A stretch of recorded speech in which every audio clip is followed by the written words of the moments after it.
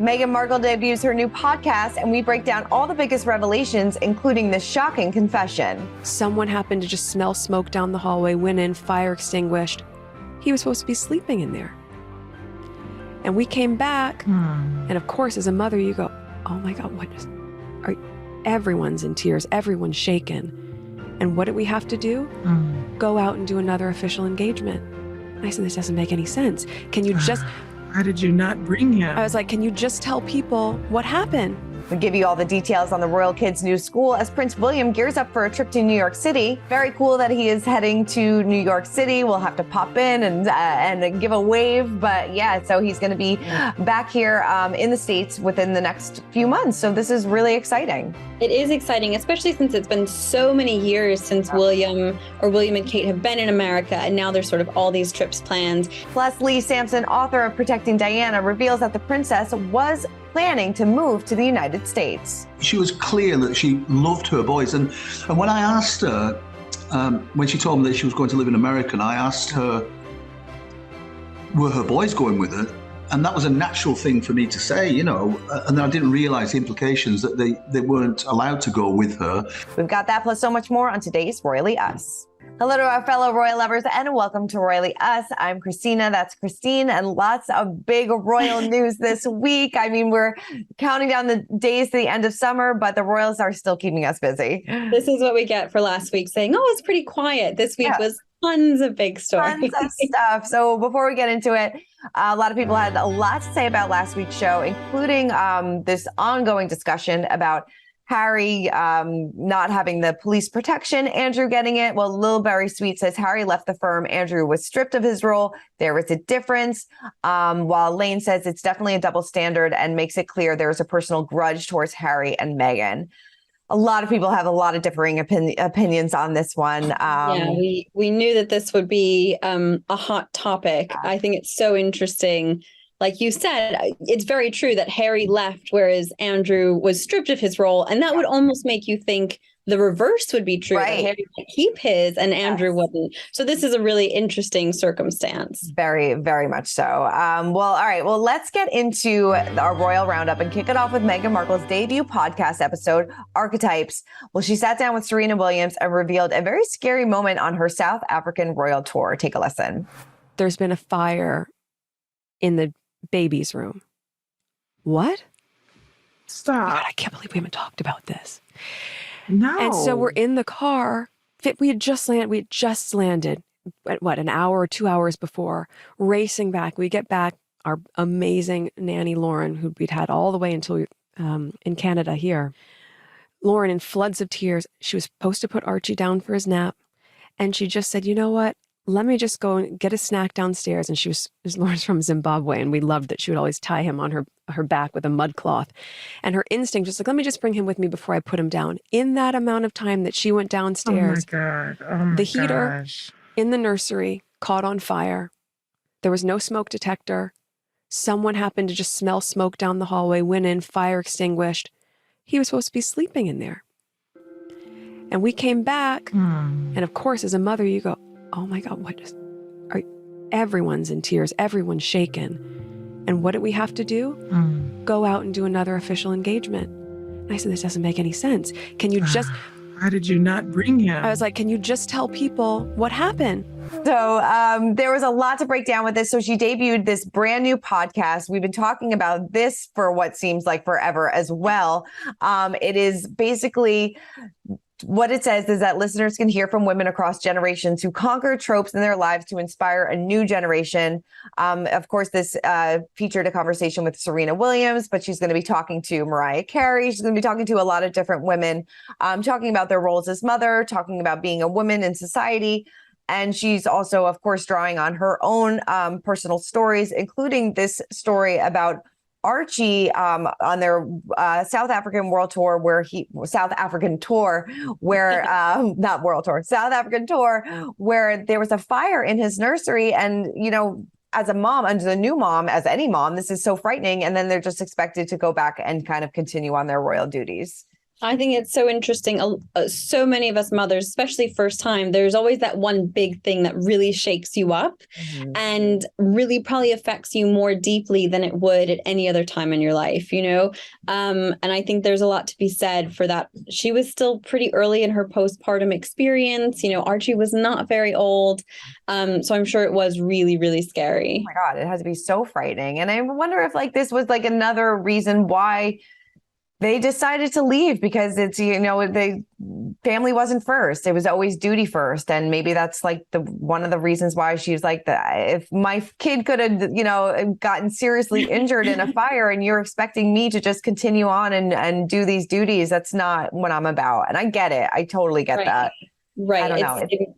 Yeah, it's such an interesting story that we've never heard before. And it really goes to show that there is so much behind the scenes that we don't know, that we'll probably never know, that really, you know, makes these situations so complicated. Yeah, very complicated. But she and Serena also talked about their friendship and how, you know, when they get together, all they do is laugh, and they've really bonded. Harry makes a quick appearance at the beginning of the podcast as well, just to pop in and say hello. So yeah, we've been talking about their Spotify podcast for quite some time, and it's finally here. So it'll be interesting to see how people respond to it. I would love to know in the comments what people thought. If you got a chance to listen to it, please let us know. I'd love to hear what you guys have to say, because I'm sure you have a lot of opinions on it. You know, this is a hot topic. Yes. Oh, totally. Well, while Meghan is busy with her podcast, the Cambridges are busy enjoying their summer holiday. Each summer, of course, they head to Balmoral with Queen Elizabeth, and Kate was actually spotted on a commercial flight with her family in tow. They were going to be joining the royal family alongside Prince Charles, Prince Edward, and the Countess of Wessex. She traveled with Charlotte and Louis. I'm sure William was believed to travel with just George, but like we said, this happens every single summer. So now they are kind of settling down before the kids start a brand new school year in a new school. Yes. I mean, it must be so much big change. And I think especially for little ones with these big changes, it's nice to have some solid family time, you know, surrounded by family. And this is sort of an annual tradition for them to go up to Balmoral for the summer trip. And I know everyone loved, we've actually seen, we've seen Kate with the kids, sometimes with William, on the same commercial flight year after year. And it's always so weird because these flights are very quick. That's, you know, London up to Scotland, and so it's a very short flight. There's no first class. She's just kind of, you know, roughing it like everybody else.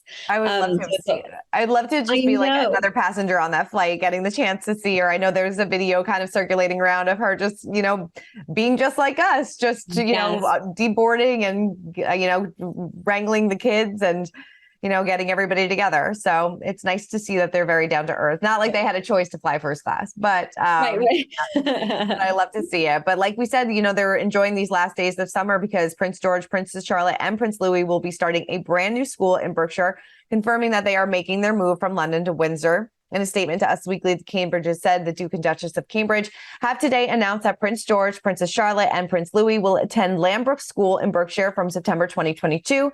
The Royal Highnesses are hugely grateful to Thomas's Battersea, where George and Charlotte have had a happy start to their education since 2017 and 2019, respectively, and are pleased to have found a school for all three of their children, which share a similar ethos and values to Thomas's.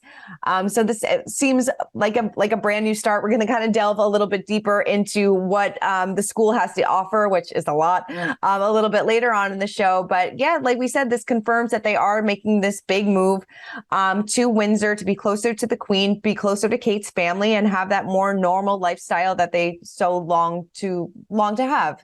Yeah, there's been so much speculation in the last, you know, for months almost. And finally, this is sort of confirmation that they will, it's way too far for them to live in London and commute to the school every week. So clearly they're moving to Windsor. You know, this move that we've been speculating about is indeed happening. And I'm excited, like we said, for this big fresh start. With Louis starting school, it must be sort of the end of the era, you know, the end of Kate's babies being at home. They're all in school now. So it's really exciting. Yeah, it's a brand new chapter and so many exciting things happening. And I'm sure being closer to Kate's parents is probably something that they're really looking forward to as well. Well, right after school probably begins, Prince William is heading to New York City. He's heading there on September 21st to kick off the countdown to the Earthshot Prize ceremony, which is happening in Boston in December. He will be attending the Earthshot Prize Innovation Summit, like I said, on September 21st, where the finalists and last year's winners of the Earthshot Prize will be. Very cool that he is heading to New York City. We'll have to pop in and give a wave. But yeah, so he's going to be back here in the States within the next few months. So this is really exciting. It is exciting, especially since it's been so many years since William and Kate have been in America. And now there's sort of all these trips planned. It's really interesting. I think the next day on the 22nd, there's a UN summit that Crown Princess Mary and Crown Prince Frederick of Denmark will be at, and they're very close. So I wonder if we'll see any other royal events pop up. Sort of a royal mashup would be really, really cool. Very cool. I wonder if Harry will be making the trip. I have to say it. You're starting trouble now. Always. Well, we do know that Harry was recently in Africa. Of course, he is president of African Park, so he headed over there, and a spokesperson for the Duke of Sussex told People magazine that Harry is welcoming and co-hosting a group of U.S. officials, conservationists, and philanthropists as they tour protected wildlife and nature areas. He began working with African Parks back in 2016 and became the president of the organization the following year. Obviously, Africa is a very special place to Harry. He spoke about this recently in his speech at the UN, saying that he took solace there after Princess Diana died. He, of course, took Meghan back there, and that's really where they fell in love. So this is a place that is near and dear to his heart. Yes, definitely. And I think it's so important that, the African Parks program, is present in several countries throughout the continent. And Harry has really done lots and lots of work in lots of different countries within Africa, from, like you said, that very special vacation with Meghan in Botswana to his work in Lesotho. And I know he's worked in Kenya as well. And obviously their very famous tour in South Africa.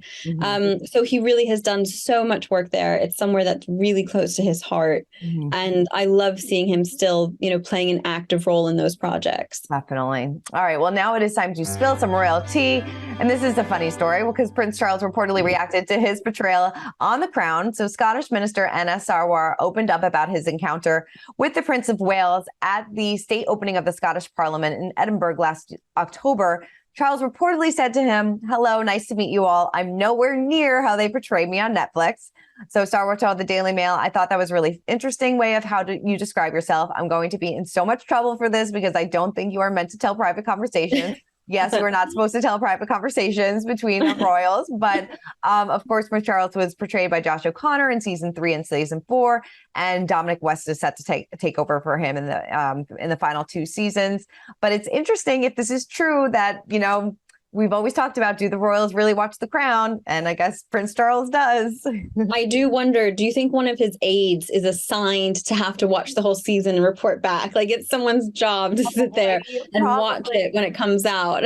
I know, because if I was Charles, I would not want to be watching that, because I know, but imagine the guy having to come to work the next day and be like, sir, I'm afraid it's not very good. Right. You're going to want to sit down for this. Yeah. But yeah, so I mean, we've, Harry, when he did his sit down with James Corden a while back, did open up about The Crown, said he would much rather watch that than read the headlines that people say about him in the media. So I guess it's definitely on their radar. They know about it. Yes. It'd be hard not to. Yeah, it would be hard to avoid it. Well, according to the Mail Online, Prince William and Prince Harry have been kept in the dark over the new documentary about their mother. The princess was investigating Diana, the death in Paris. We talked, obviously, to one of the police investigators last week about this. According to the Telegraph, the Duke of Cambridge and the Duke of Sussex have not been consulted on the program or shown a preview of the piece, which I don't feel like is that surprising. I don't think that they would really need to be given the heads up about this. Yeah, but imagine if they previewed every piece about them or about their mother, about their family. They'd never get any work done because there's always a new documentary. But I do think when we spoke to the investigator last week, he said that he sat down with them, and answered every question they had and spent a long time going through the information. And so they kind of already know, they know what the documentary is going to say, and they know what the truth is. So hopefully it doesn't stir up too much trauma for for them. But no, I can't imagine if they previewed every documentary or every show, they'd never get anything done. No, they would never get anything done. And especially now, you know, the 25th anniversary is right around the corner. And that kind of takes us into our breaking down of the royal rules, because we spoke to Lee Sansom. He's the author of this upcoming new book, Protecting Diana, A Bodyguard Story. He was her bodyguard when she was in Saint-Tropez with Dodi Al-Fayed shortly before her death. He talked about the conversations that they had, what it was like interacting with Prince William and Prince Harry, and what her mindset was around the time of her death. So take a look at this. So what was it like meeting the princess for the first time? You were in Saint-Tropez for 10 days. You get the call that Diana is coming with Dodi. I mean, and then when she steps off that boat, what was it like, you know, meeting her for the very first time? Yeah, it was a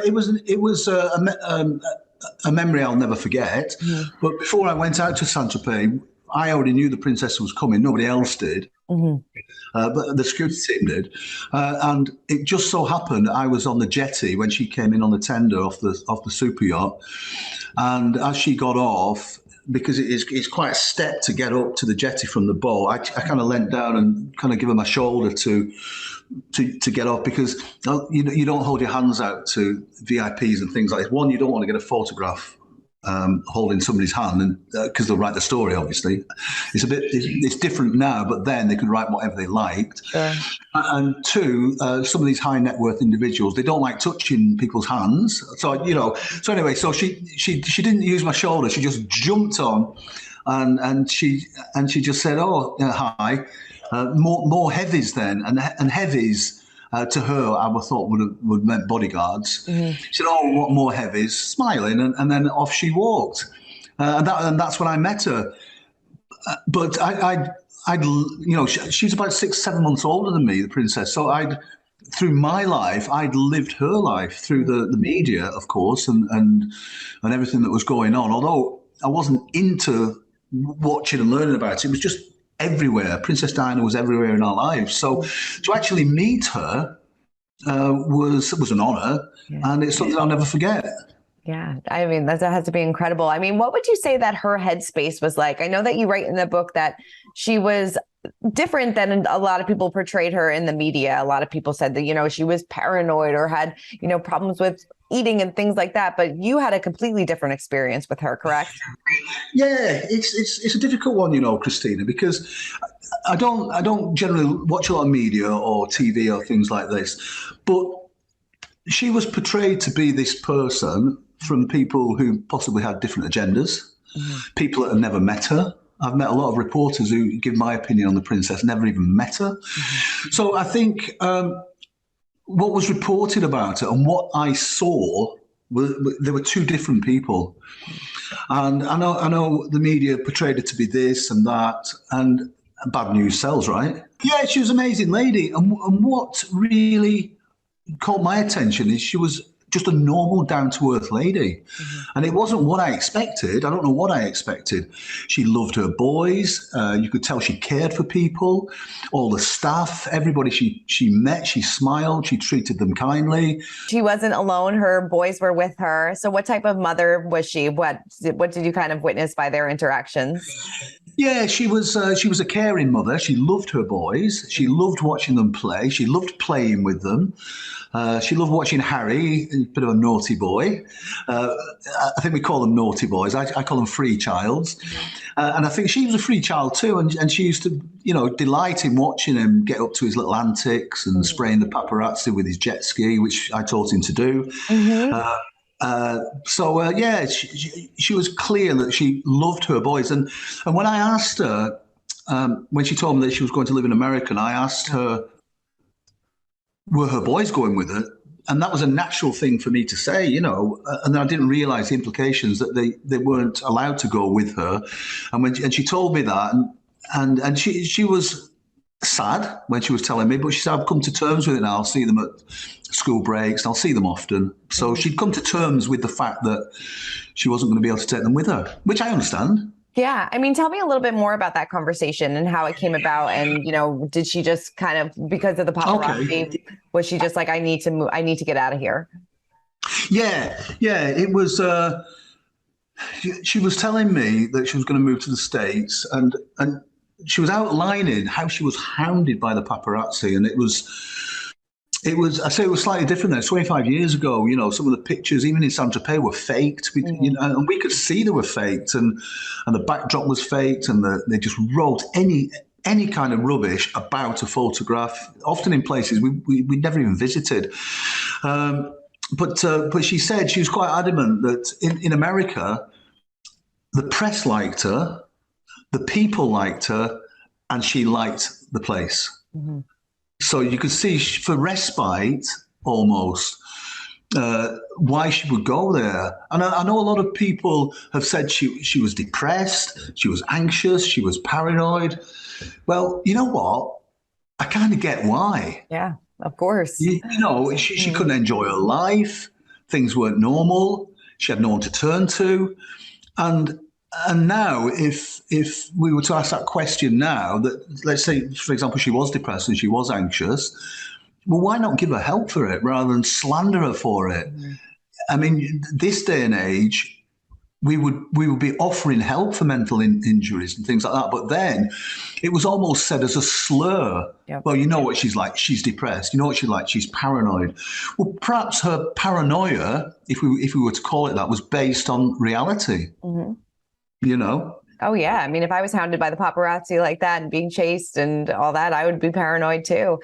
Yes. And then you write in the book that you were slated to travel with them to the United States, right? To protect them. Was that part of the job?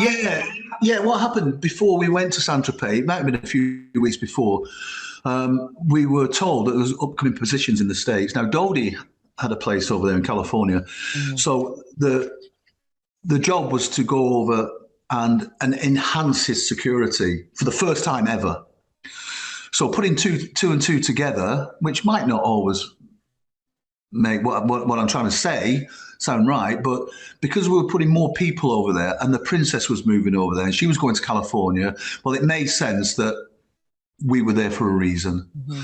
And we just assumed that reason was to be with the princess and Dodie when they were together, whenever that might be. Yeah. So I said straight away that I would go. Mm-hmm. I've got family in the States. I love the States. I work for an American company now. We do joint projects together. So, yeah. So that was the story behind that. Then you also write in the book that there was a chance that you were to be in Paris at the time of her death. A bunch of you drew some straws as well. And, you know, obviously you didn't get to go, but what was your take on her death? You know, obviously there's still 25 years later, there's all these conspiracy theories about what happened. Did this caused by the paparazzi? Was it covered up? In your opinion, what happened? Yeah, it's an interesting one. When we drew straws, Christina, we were drawing straws because we didn't want to go. We'd had a hard summer. We were tired. You know, sometimes you're working 18 hours a day and that's just part of the job. So we drew straws and nobody wanted to go. And the person that went was a guy called Kes Wingfield. And somebody drew out the short straw and said, well, I guess that's Kes's. So we all said, right, it's his. And he went. Mm-hmm. Sorry, Kes. But this is the thing, Christina, with the conspiracy theories. I mean, I was involved in the coroner's inquest 10 years after into her death and gave evidence and various bits of evidence. But the thing that it all hinged around Henri Paul, who was drunk, right? Now he's drunk because we were told he was drunk at the first trial. Mm. So when it became apparent that wasn't as clear as everybody thought, with the monoxide in the blood and the various things that happen, and I'm not an expert in it, but there's a lot of questions that said perhaps he wasn't drunk. Now this gets me on to my next thing, that Kes Wingfield and Trevor Rees-Jones, the bodyguards who were there at the time, who I knew very well, I'd worked with them for years, very professional guys. And they're still very professional guys at the top level in security in the world. And I know that had he have been drinking, had he have been drunk, they would not have allowed him to get in that car. Mm-hmm. And that full stop. And I know that. And it's just a pity that Trevor, he still can't remember a thing to this day. So, you know, we will never know. What did Trevor... Oh, sorry, go ahead.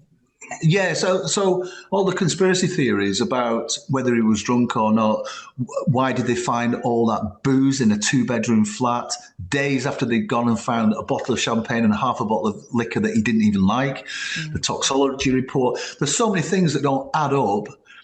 That's why people have got different opinions on it, you know. But my only opinion is I know that Trevor and Kez would not have allowed him to drive if he was drunk. Wrapping up, I mean, what was your interactions like with William and Harry, and how did they kind of interact with what was their view of their mother? Did you, I know that you said before that Diana was a very caring mother, but what were the boys' interactions like with their mother? Yeah, you could tell they were very tactile. You could tell they had an amazing relationship. And they were happy together. She was just a wonderful mother, you know, and I did watch her. Obviously, I was watching her all the time, and yeah, and the boys were happy. They had a wonderful holiday, and in fact, I saw Prince Harry very briefly, 2015, during the Rugby World Cup. I was working there, and he scooted past me on the red carpet. And you know when somebody stops in the tracks and does a double take, and I did the same. He had a baseball hat on. We looked at each other, and at that moment in time, I knew he was thinking, I know you from somewhere, but we were just moving like that. So I hope one day I'll meet him again. You know, I think he's a great guy. I think seeing him as a boy and you now see him as a man, I knew he would turn out like that. Great guy. Definitely an interesting story to know that, you know, he was with her, you know, in the final months leading up to her death, and how she was so happy, such a loving, caring mother, and in a really good space in her life. And the fact that she was about to move to the United States, or talked about moving to the United States. And now Harry has kind of lived out the dream that she had. Yeah, it must have been so emotional to be with her in those final happy days. And then for that tragedy to have occurred, I feel like it'd be twice as hard. Oh, 100%. All right, well, let's move on to our royal history moment of the week. And it seems like you can have your own royal wedding, kind of. The Princess Diana, a tribute exhibition, is opening up in Las Vegas next month, and the attraction features 12 curated rooms, including Wedding of Century, where couples can actually tie the knot among thoughtfully chosen artifacts from Princess Diana and Prince Charles's 1991 wedding, including a dramatic recreation of Diana's bridal gown. The wedding package, if you shall choose, features a ceremony and private dinner inside the room. Move over, Elvis. Move over. I mean, I think this is so much fun. And if you're going to go and have a Vegas wedding, why not? Why not? I like that it's a dramatic recreation of Diana's bridal gown, though. I like that that's the description. So interesting. I would love if somebody ends up doing this. Please send us photos. Please send us photos. I actually think it would be a lot of fun. It really would. Shame I'm already married. Oh, I know, right? Same here. All right. Well, let's check into our Pint-Sized Palace. And like we said, we wanted to give you a little bit more information about the Royals' new school. Now, it is a co-educational boarding school situated just outside of Windsor, set on 52 acres of countryside, and has approximately 560 students. There is boarding, but what we hear is that George will go during the day, and he can enjoy, get this, their indoor pool, full-size AstroTurf soccer field, a 9-hole golf course, and horseback riding, fencing, scuba diving, and of course, polo, because you can't have a Royals going to a school if there's no polo. But interesting, do you find it interesting that they're not boarding him? Because Prince Harry and Prince William were boarded, right around George's age up until the university. You know, boarding school is very popular in the UK, and everyone I know who has gone to boarding school loved it. However, I think it's becoming more popular for children to start boarding around the age of 12 or 13, where traditionally you started boarding at age 8 or 9, and George has just turned 9. I can't imagine sending my 8-year-old to, I would just think that would be so difficult. But I think because they've moved to Windsor, because they're such a tight-knit family, they're clearly so close and enjoy spending time together. I would not expect George to board until he was a bit older. And I wouldn't be surprised if he did start when he turned 12, start boarding. I think this is so exciting. One interesting thing that I learned about the school is that it actually has Saturday school. So the children go to school 6 days a week. which is not uncommon. My husband and his brothers went to a school, Saturday school. Okay. But they do a half day of extra academics, and then the rest of the day is for sports, so that they can take advantage of the AstroTurf soccer field and the all the other clubs and activities. Nice for the parents, maybe not so nice for the kids. But it's fun that they get to take advantage of all those extracurricular activities. It seems like it's going to be a great, fresh new start for them, which we hear is what they wanted in this year, and that's what they're going to get. So very exciting. Well, Christine, there was a lot of news to get to this week. So always such a pleasure breaking it all down. And we'd love to hear what you guys have to say. Please keep commenting, keep subscribing, and we'll see you guys next week. For more news content and exclusive interviews, make sure to hit the sub, like, and bell button down below and visit usmagazine.com.